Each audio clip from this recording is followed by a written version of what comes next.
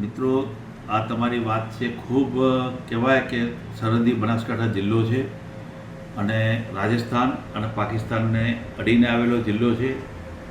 બનાસકાંઠામાં આ પ્રકારની પ્રવૃત્તિ થાય એ કદાપી ચલાવી લેવામાં ના આવે. અને હું તો ખાસ કરીને પોલીસ તંત્ર, અમારા જિલ્લા પોલીસ અધિક્ષક કે એટીએસને ખૂબ ખૂબ દિલથી અભિનંદન આપું છું કે આ જે જૈસે મોહમ્મદ સાથે જોડાયેલા હતા બે ભાણા અને એક મામા, આ જે બાગર ગામમાંથી પકડાયેલા છે, એમનું જે કનેક્શન જોઈન્ટ થઈ રહ્યું છે, ડિજિટલ જે જોઈએ આપણે તો ડિજિટલ પ્રમાણે જોવા જાઓ તો ક્યાંક ને ક્યાંક આ લોકોનું કનેક્શન જોઈન્ટ થતું હોય એવું લાગે છે. અને હું આજના દિવસે નામદાર કોર્ટને પણ ખૂબ અભિનંદન આપું છું કે એમણે 14 દિવસના જે એમના રિમાન્ડ મંજૂર કર્યા છે.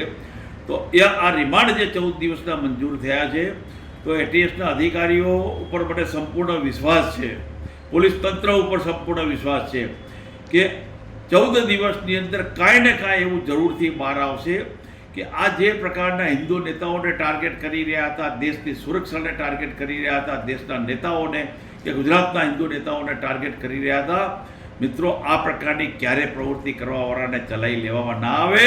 અને હું તો આ આલિયા માલિયા જમાલિયાઓને સંદેશો સ્પષ્ટ કડક શબ્દોમાં આપવા માંગુ છું કે આ ગુજરાતમાં ભૂપેન્દ્રભાઈ પટેલ અને હર્ષભાઈ સંઘવીની સરકાર છે. જો કાયદામાં રહેશો તો ફાયદામાં રહેશો, અને જો કાયદો તોડ્યો તો તમે તૂટ્યા સમજી લેજો.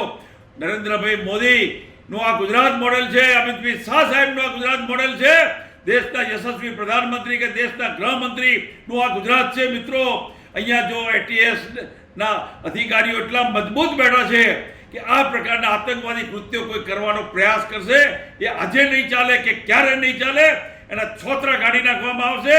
કાયદાની મર્યાદામાં રહો, એ જ આજના દિવસે મારો સંદેશો છે.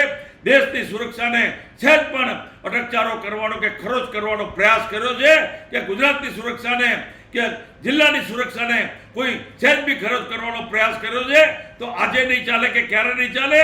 અને કાયદામાં રહી અને ભાનમાં રહ્યો એટલી જ મારી આપ સૌને આજે આ કૃત્યો કરી રહ્યા છે એવા લોકોને વિનંતી છે. અને પોલીસ તંત્રને અને ગુજરાત સરકારને, એટીએસ વિભાગને ખૂબ ખૂબ દિલથી આજના દિવસે અભિનંદન આપું છું કે એટીએસના માધ્યમથી જે અત્યારે બે ભાણા અને એક મામાને જે પકડી અને 14 દિવસના નામદાર કોર્ટે જે રિમાન્ડ આપ્યા છે, એ રિમાન્ડના અનુલક્ષીને હું એટલું જ જરૂરથી કહીશ કે અધિકારીઓ પૂરેપૂરી ઝીણવટભરી તપાસ કરી રહ્યા છે.